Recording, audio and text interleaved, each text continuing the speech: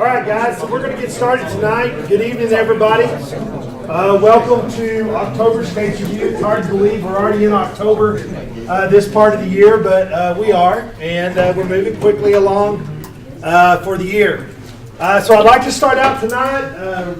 We want to talk about a call real quick, and I want to kind of talk about this one without it being up on screen. But we had a cardiac arrest at Zach's Club. And it got called out as a young man that had been playing racquetball and ended up going to cardiac arrest. Our crew did a great job starting with the 911 call with the dispatcher assuring that we had compressions going early. And because we all know that hands on chest as quick as possible and with the new protocols we have in place in the comm center is the utmost important thing for survivability. Because if we're not providing those compressions, we're not providing the CPP that we need or the coronary and cerebral pressure to make sure that our brain is good at the end of our cardiac arrest. So just to give you a little heads up, this story went on. This is a healthy young man who ends up playing racquetball pretty regularly. And as he goes through this, he was playing 2 matches and they had it tied up 1-1 with a police officer that had retired from LPD. And as we go through this young man started to feel kind of bad, and then that's the last thing he remembers is that second game. So they call 911. The dispatcher assures that we've got hands on chest immediately. You have a retired police officer. They're able to move into compressions immediately, which provided oxygen, which provided these things for this patient, and provided everything that they need to assure that he's going to get to go home and have family reunions at the end of the day. So as we talk about this, this was an arrest that lasted for about 27 minutes in cardiac arrest. So y'all all know the viability of that 27 minutes doing compressions. Usually not survivable. As we know, at 25 minutes, a lot of times we start making decisions to field terminate. Or make the decision to transport to the hospital where they're going to pronounce them deceased at that point. But not today, because we had end titles that were changing. We had VFib on the monitor, and we were able to defibrillate, and we were able to do a lot of different things. We even moved into double sequential defibrillation. We got an amiotar on board, got oxygen in place, got IVs, medicine, but at the end of the day, we went back to that great CPR that we've all practiced. And this is the CPR that you guys practice daily, that you guys do all the time, and those change outs, to where when I hop off that chest and I only have 4 seconds of ATP present, that's going to make that influence of my heart working and providing the nutrients and the oxygen for the brain. I have to do those change outs very quickly. And at that day, you guys did an incredible job. You did an incredible job as a team. So I'd like to get, first of all, starting in the comm center, Jesus, if you'll come up. Jesus took the phone call in the 911 center that started this process, that started us getting hands on chest to provide the things that we needed to make this happen. Next, I have Darren and Marcus from our staff. Marcus is not here, so Darren, come on up. Darren was the primary paramedic on this call that provided the guidance to start to make things happen. And then from the fire department, I have Britt Bailey, Ryan Cushman, Charlie Neely, and J.W. Ray. Who else here? Guys, y'all come on up. Guys, so these guys' effort of 27 minutes of compressions. Guys, we've talked about it. 27 minutes of great compressions provided the nutrients that a brain needed in order to do that. So guys, I'd like to introduce to you Mr. George Campbell. If you'd like to come on up, sir. And your wife. Come on, sweetie. Guys, I get to announce to you that this is a survivor of great cardiac arrest from Zach's gym.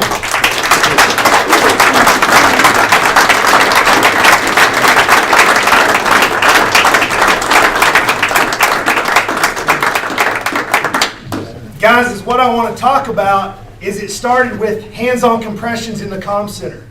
And then it moved forward to great hands-on compressions. And I get to say, in 4 weeks, they get to celebrate their 50th wedding anniversary.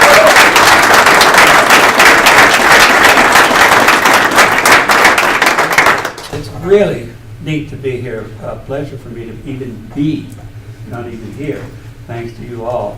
When I was lacing up my shoes on that Good Friday, I never knew that I would end up in UMC, the cardiac care unit. That was the last thing from my mind. Jeff Gossett, we've been playing racquetball since the days of the Supreme Court. And he won one. We always had this rivalry between us. I won the second one. We went out to take a rest, and that's the last thing that I remember until you guys got there on the team. The fast, the quick response, like you said, minutes to get there where every minute counts. Less than 10%, maybe 6% of the people that have cardiac arrest like I did outside the hospital, they don't make it. Cardiac arrest inside the hospital, very few make it. But the ones that do make it, like me, the chances of coming out without any neurological issues is incredible. And this is because of the teamwork that you all have done here at UMC, UMC Rehab. The entire team has made it possible for me last weekend to go out to see my son in San Diego, see my grandkid Connor turn 4, and next month witness or be with my wife, who I took for high school prom 50 years ago, to witness our 50th wedding anniversary. Now that is something, and that is the thanks to you all that I'm here. And I want to say thank you and keep up that great work and response time, because it's fabulous that I'm able to be here and just see another day. The time that, I guess the response time was just incredible. And like what I've read, every single second counts. When I was at UMC, they kept worrying about what happened in my brain. How long was I out? They kept asking Jeff, how long was he not breathing? You know, because they were trying to get a handle on the brain damage. And they froze me. And I was unconscious like for 2 days. And the UMC hospital staff, nurses, doctors, Dr. Hirsch did the triple bypass on me. They really weren't going to do it on me because they were waiting to see how well if I could survive the operation. So they did the triple. I went to the rehab, and here I am today. And I'm glad to be here, and I want to thank you all. Thank you.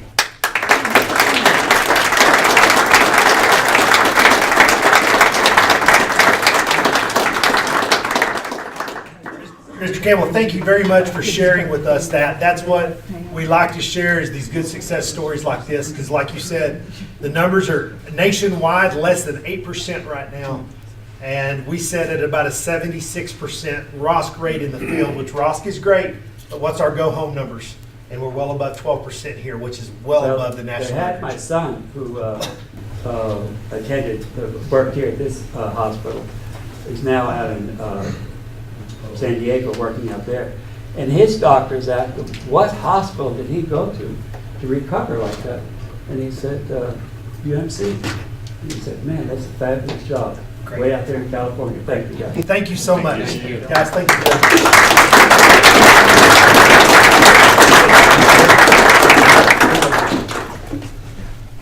Tonight we're going to talk about multiple cases for case review. So we're going to cover a couple of different, we're going to talk about stroke for a little bit, going to talk about some ACS, and we're going to talk about lightning strike. So this is one of these things that we're going to get to. And yeah, some of you know, and by the way, she's not here, so that means you're up. Awesome. Oh, here, by the way. We'll find the chart so you can start looking at it. But anyway. Okay. All right, guys, so here we go. So guys, tonight we're going to talk about some of the risk factors and the latest treatments in stroke, because UMC has some new things that are coming around. And I'm not promoting one hospital or the other, but I am going to toot the horn of UMC a little bit tonight, because they do have some very expensive technology that they're going through right now. We want to review some cases, and guys, we're going to have the crews come up and talk with Dr. Troutman and go over some of those cases. And we want to learn about some incidences recognizing and treatment of lightning strikes. Because guys, lightning strikes is something we don't see a lot of, but when we do, we've got to be on our A game with it. And we've already seen one here this year, which ended up in a fatality. So we're going to start with stroke tonight. Let's talk about the facts. 795,000 strokes occur a year in the United States of America. That's an astronomical number.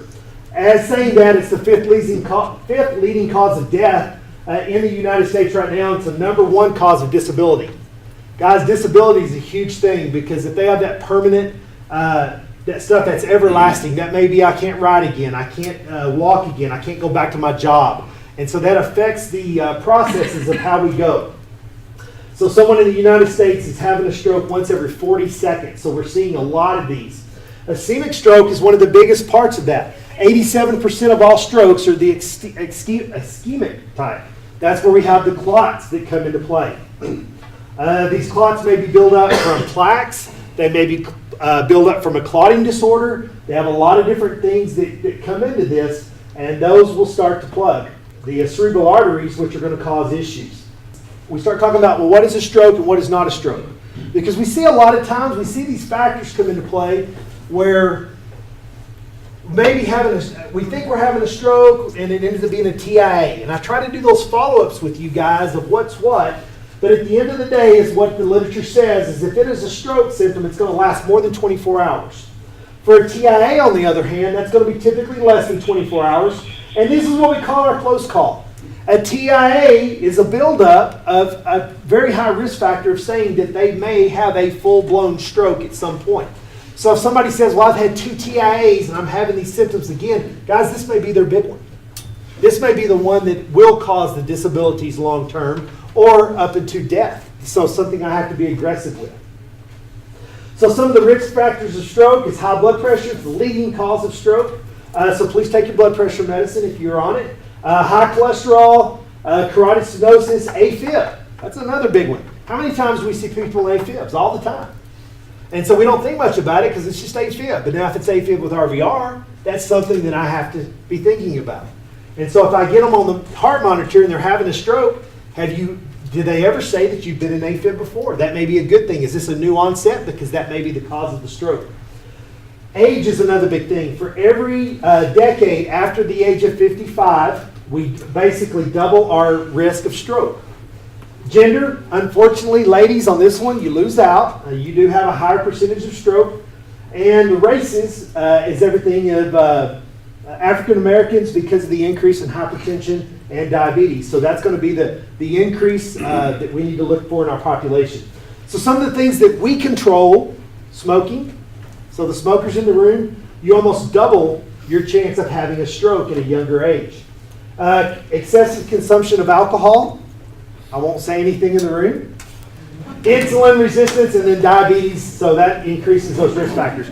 Guys, just because somebody's diabetic, they can't control that, but they can manage their sugars, their A1Cs, and so that will long-term benefit them. So some of the symptoms of stroke, because guys, we know all we're going to do the Cincinnati Stroke Scale, we're going to do the test, we know all the basic ones, but one of these things is we don't realize a lot of times is sudden unilateral weakness. So just weakness only, or numbness, or visual loss. We may see double vision. Also, the ability to have altered speaking or unable to speak. That's a big part of this. Because guys, we don't always figure, we see somebody that's aphasic, or they're trying to form words and can't, and you're like, is it a neurological problem? Is it a bleed? It can be a very good sign of a stroke symptom. And then we have ataxia, so we have lose those muscles long-term that control our eye movement, swallowing, walking. And so you can ask people, that's how we start gauging, are we going to put them to sleep and put them breathing tube in? Can you swallow for me? Do you have a good swallow? Are they able to control their airway for me? When we get to the hospital, they use the NIHSS scale.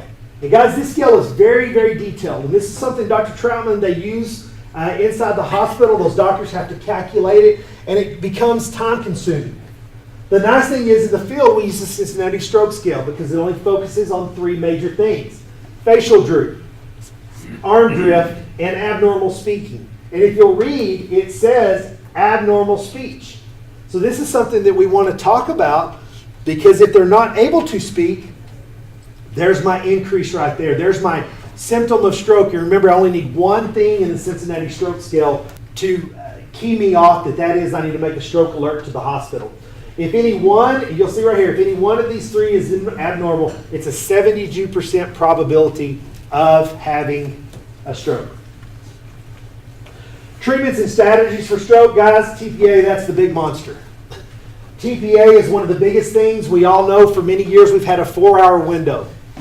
Well, with UMC's new technology and the things they have with clot retrieval, TPA can be pushed out to now 6 hours.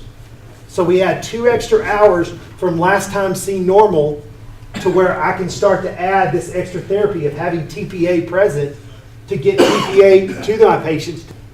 So we're going to talk about the new clot buster that they have. I'm sorry, not the clot buster, but the thrombectomy that they do, the clot retrieval system at UMC. Guys, we have this down to a fine art. There's a reason why you need an 18 gauge IV. There's a reason why we need a blood draw. We arrive at the hospital, the doctor meets you where? Right at the door. Most of the time with those strokes on a code stroke alert, I can start to tell the doctor immediately, we're doing the assessment as we're walking down the hall, we're going straight to the CT scanner. Within usually 5 minutes of arrival, we're on the CT scanner. They do a CT and a CTA, so they do a CT of the arteries also. At that time, Dr. Alderazi, the clot retrieval specialist, the interventional neurologist, is able to come in and start to make decisions. Typically within about 45 minutes, if it is a main stem blockage from one of the 4 main vessels coming in, they can go to clot retrieval. And I'm going to show you a quick video of exactly what this is. This is the system UMC uses. It's a real short video.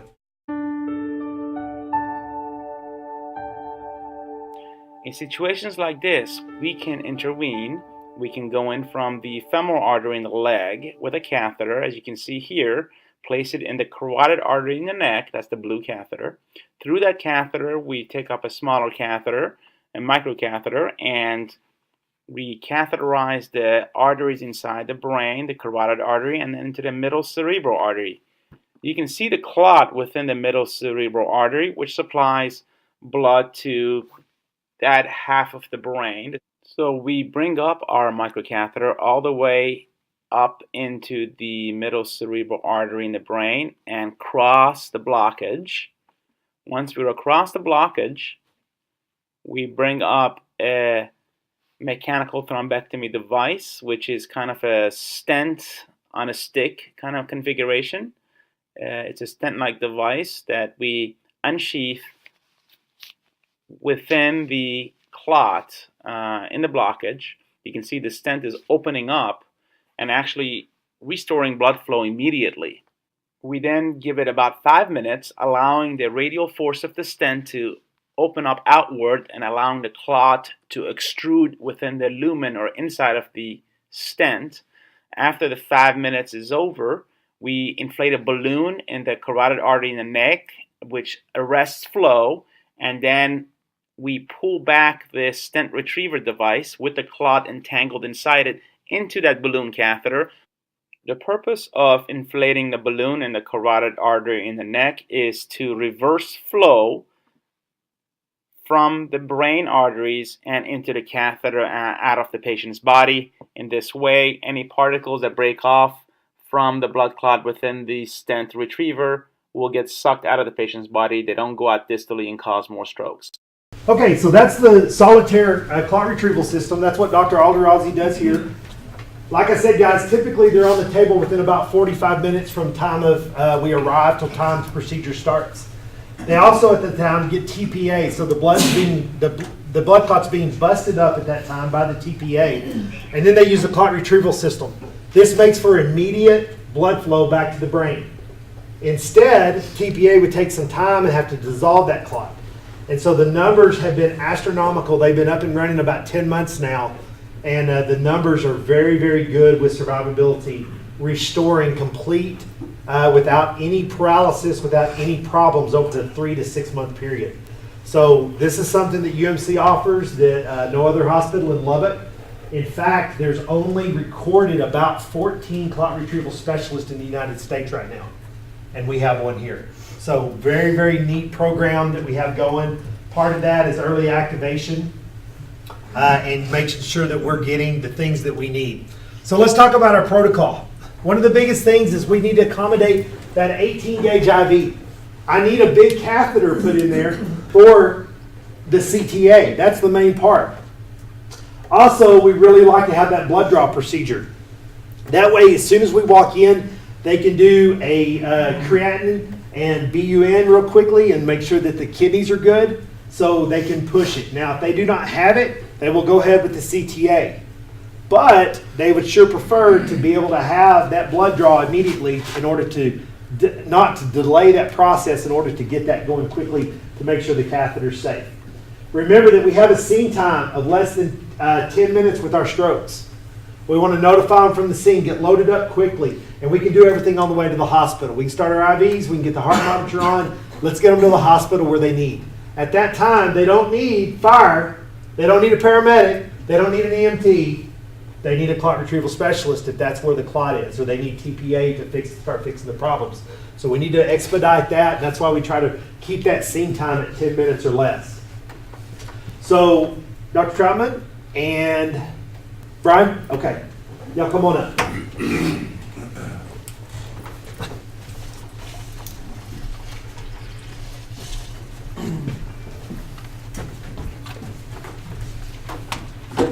So walk us through your stroke, and I'll kind of advance so they can read as they go. First off, I don't remember this one bit. But I have the sheet. You've only run how many? You've only run 1,000 calls this year, Brian. Come on. Yeah.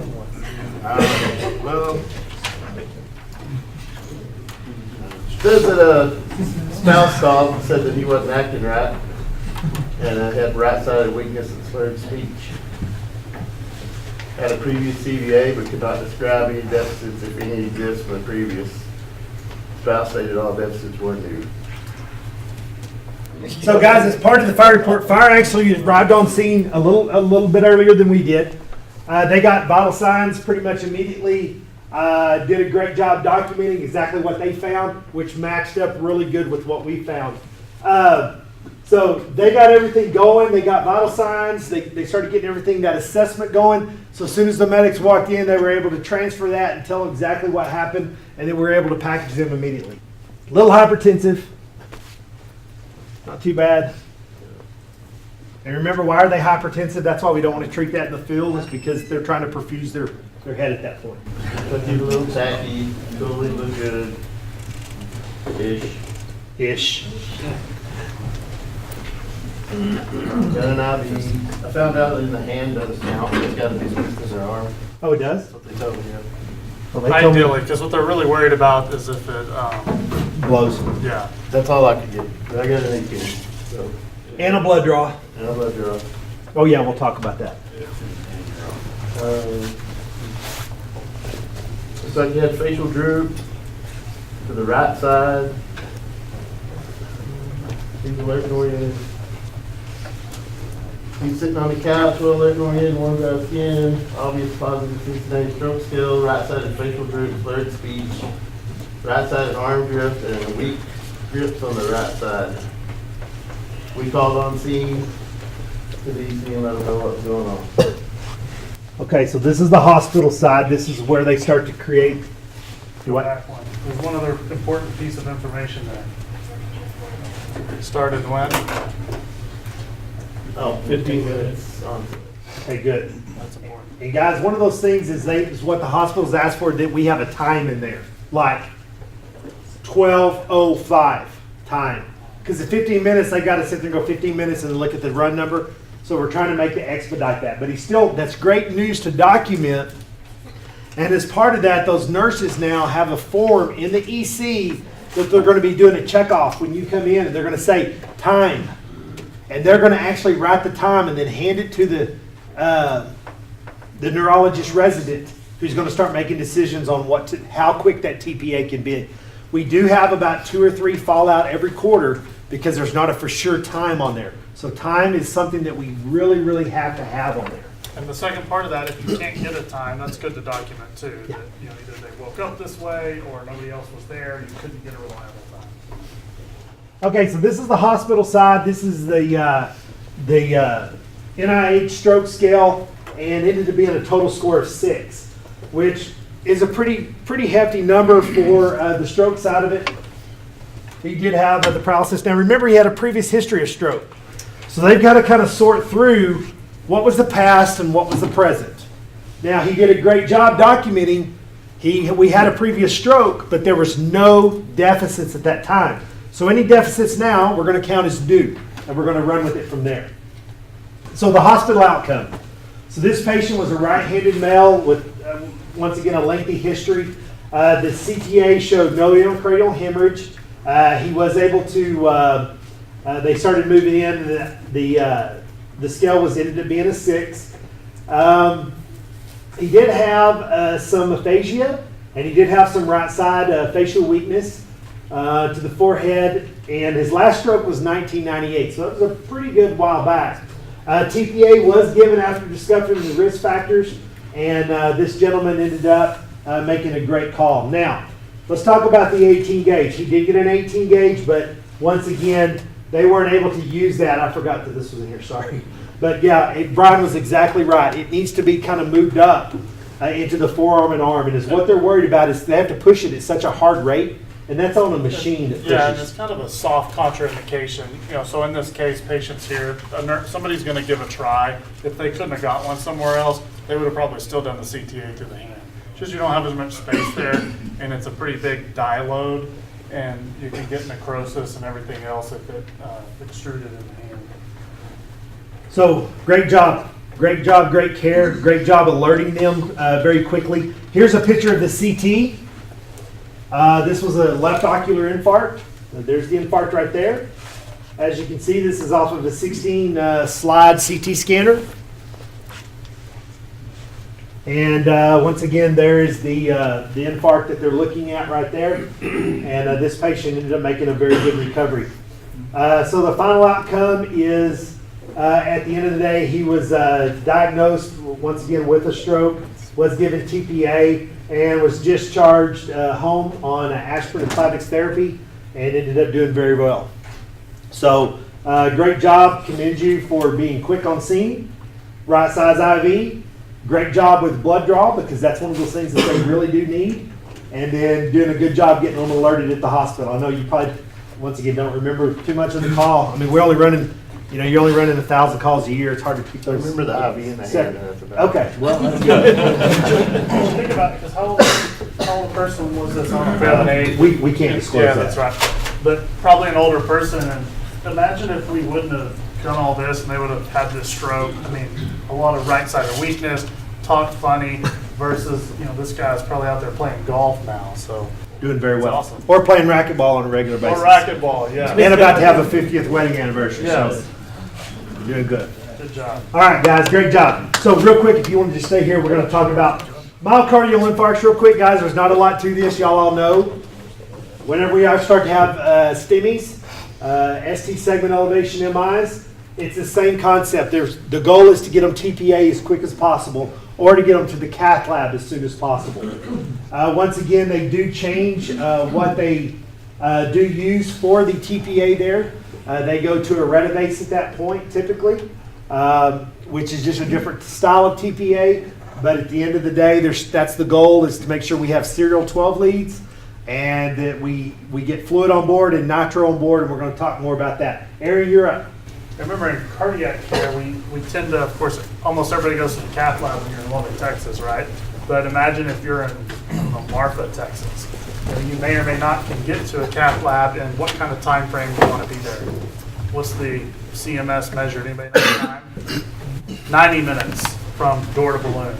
So if you can't meet that goal, then that's where the lytics come into play. So sometimes the really rural places may give lytics and then transfer. And lytics aren't quite as good as going in to put a stent, but they're not that bad. All right. This is the STEMI we had, I don't know, 2 or 3 weeks ago.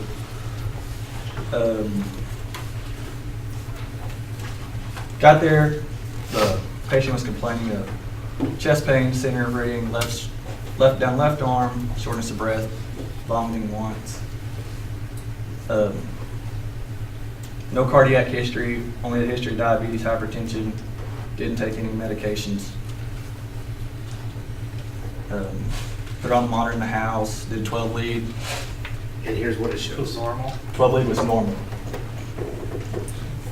Got her up, got her to the cot, got her out to the ambulance, put the monitor up. And right when I put the monitor up, I went ahead and looked at the monitor and did another 12 lead real quick, and it showed that.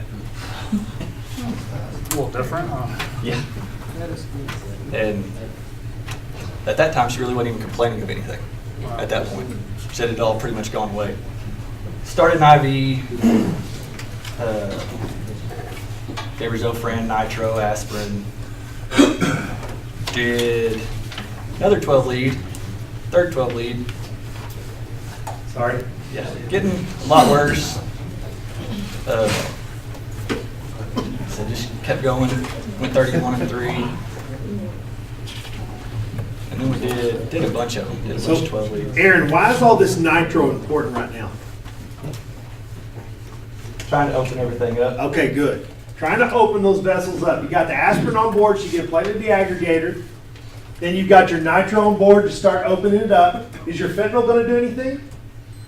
No. It's going to knock the edge off, if we can get to that. But mainly the nitro is the big monster here, and I'm going to show you why. You ready? Yeah.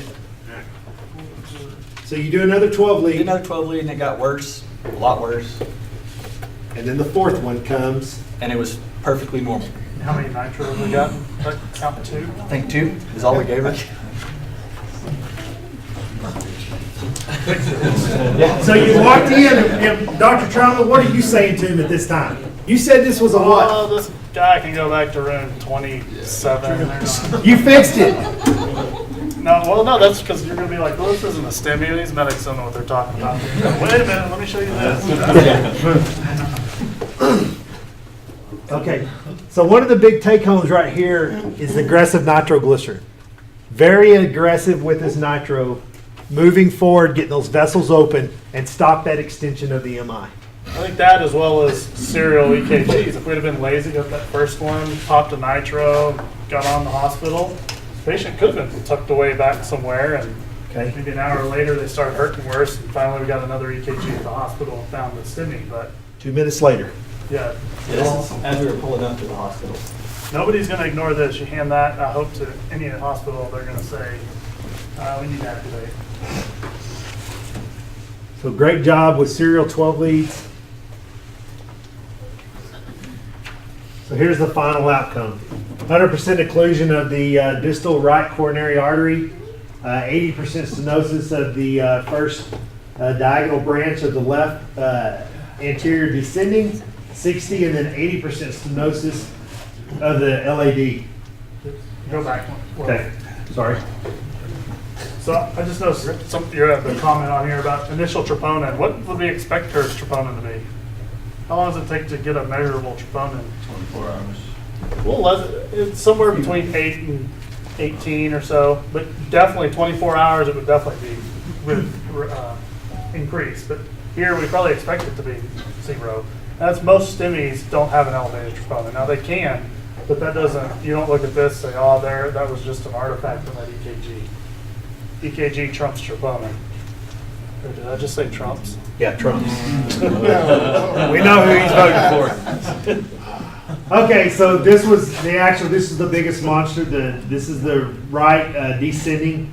This is the 100% occlusion. This is the diagram from the cath lab, and then they got everything else marked. So we had a big. This patient was probably going to end up being bypassed. I would say at this point, with that much occlusion spread out, you're trying to keep them out of arrest, and that's probably where you're headed.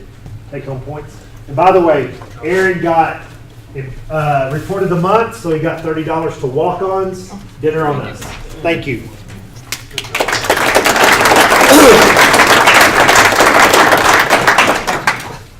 You have any comments? I think I already made them all. Okay.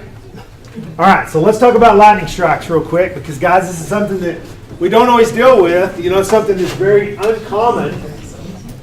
But let's talk about lightning. So what is a lightning strike? Well, it's 30,000 amps coming in 1 million volts.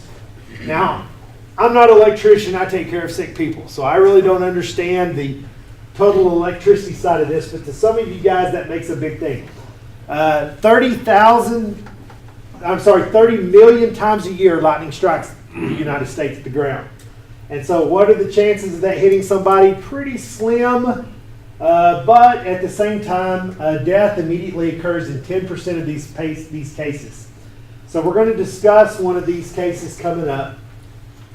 But first of all, we want to talk about kind of what happens with a lightning strike. We understand that's why our protocol is built to where it's double the normal fluid bolus, so it's into 4 cc's per kilo. Because of the electrical pathways that have been burned through the body, they need a lot of fluid on them. We also talk about rhabdomyolysis. We start talking about blood coming through the kidneys being filtered, and they start peeing that blood out. However, cardiac arrest, now lightning strikes doesn't usually cause a lot of rhabdo, but once we move into the cardiac arrest aspect or burn trauma, well, that would be 2 of those right there. That can cause a lot of that problems with rhabdo coming in. So don't forget the other injuries. You know, you've got the blast injuries, the blunt trauma. There was a deal floating around on Facebook the other day that had 19 cows underneath a tree during a storm. And did anybody see that? And lightning hit the tree, all 19 cows were dead. You saw it, Brian? It's pretty impressive of how much blunt force and all goes around when that lightning strikes. You know, this can cause a lot amount of muscle contractures, which can make you be blown or be thrown away. We also start talking about shrapnel. Things, if it hit a tree beside and that tree was to explode, you're going to have that shrapnel come into play too. So lightning turns into a lot of different issues and a lot of different problems for us. These burn injuries from lightning, the skin is one of the most common things that we're going to have lightning burn. There are 4 types of the skin effects. There's a ferning effect, there's a linear burn, a punctuate burn, and then a thermal burns. And so we're going to talk about these things just a little bit more because it's something we don't always see. The ferning is actually, there's some really good pictures of it. It actually looks like a tree. That's why it's called the ferning effect. And so that lightning goes through, it's believed to go through this superficial vasculature in the body and to actually burn those Capillaries. the capillaries that go through, and so you're able to see the actual burn pattern on the patient.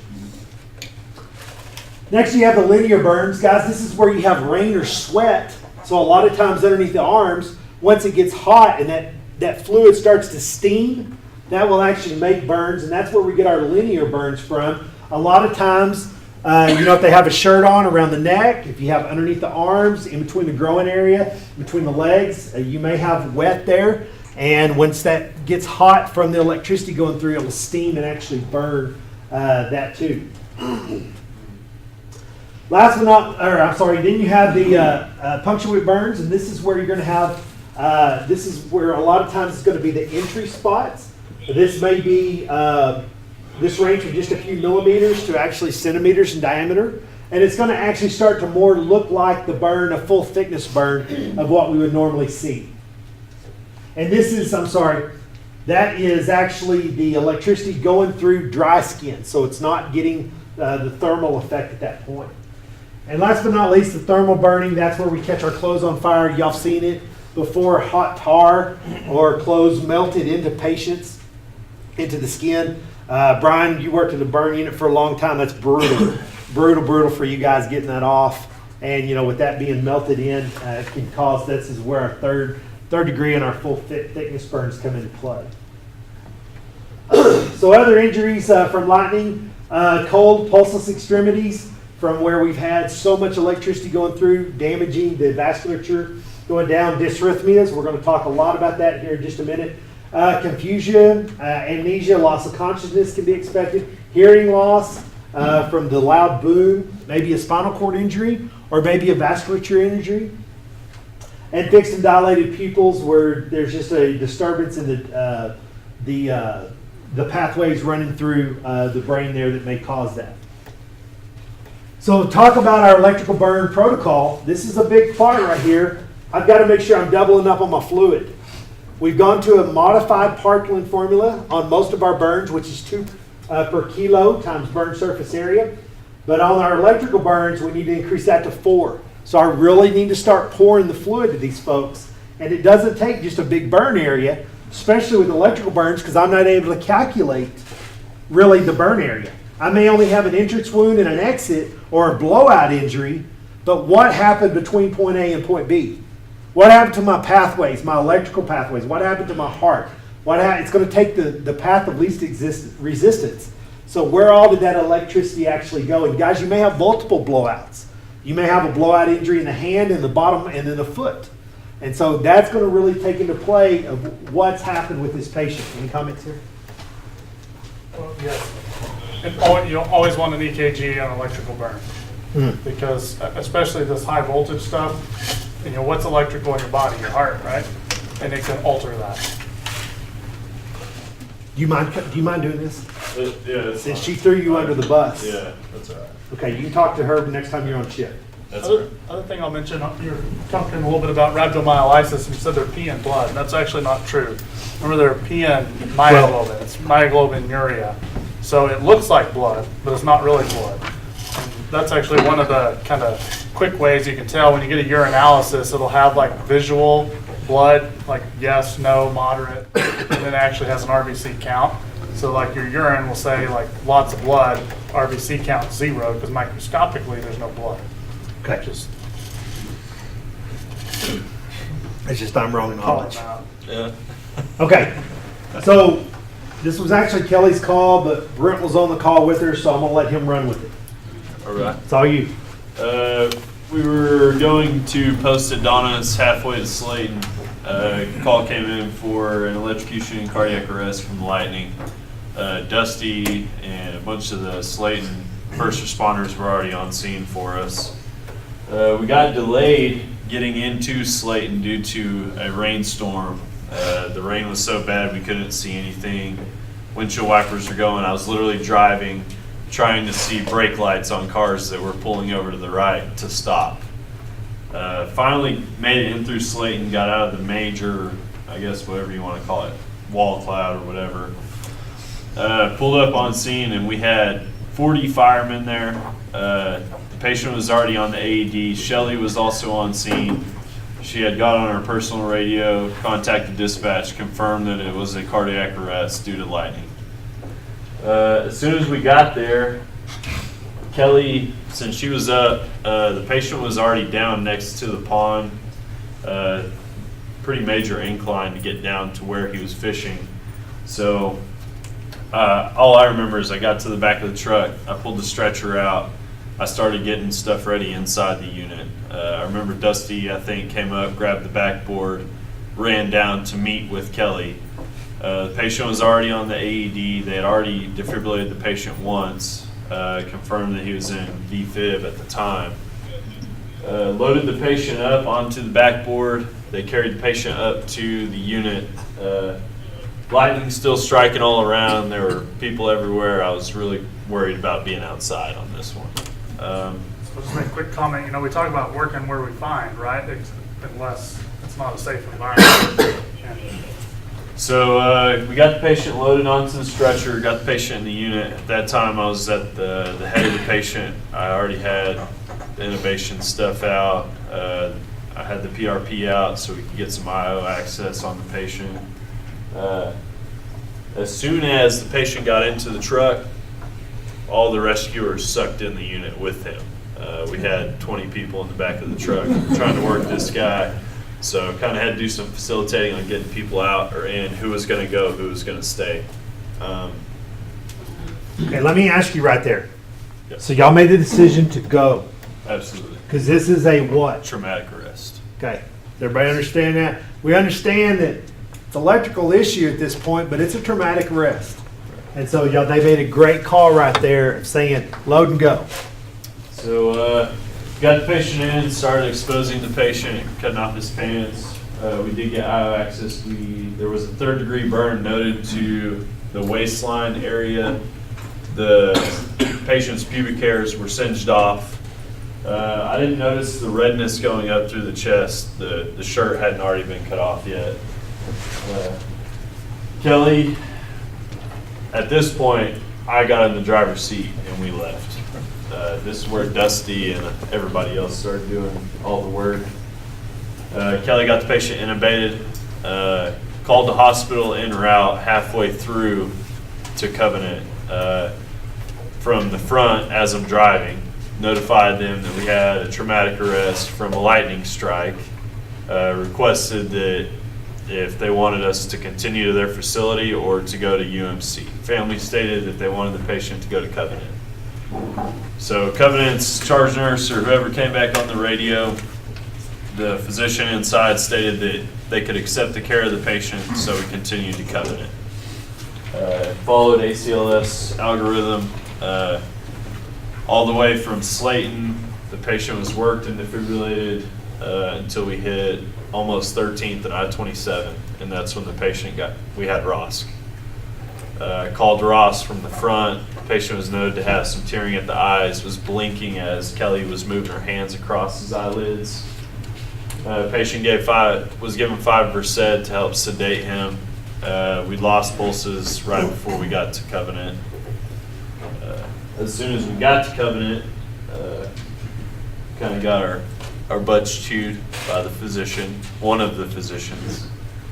He didn't like that we were at his facility, but they had accepted us on the radio with 3 radio reports. So That's a whole other issue, but we'll go on with it. But other than that, we got Ross.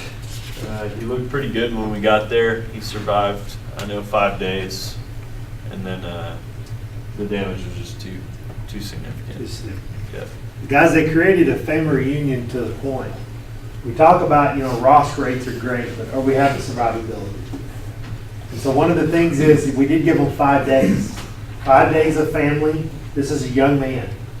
5 days of the family to come in and say their pieces or say what they needed to say to him and give some closure to that family. So great job on y'all's behalf of loading and going and being in a bad situation.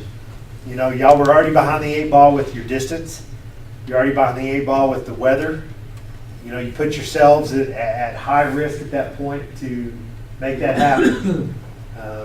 Great job working together with the team, especially with the fire department, with the volunteer fire department. And so those guys did a great job. It helps having, some extra paramedics on that shift too. And so where they can hop in and, having that 30 and 40 there sometimes is, you're like going, okay, man, I know I'm going to be okay now. I've got the help I need. Dr. Troutman? I think we covered things. Great job. Okay. Great job. Thank you for doing that, Yes, for sir. her.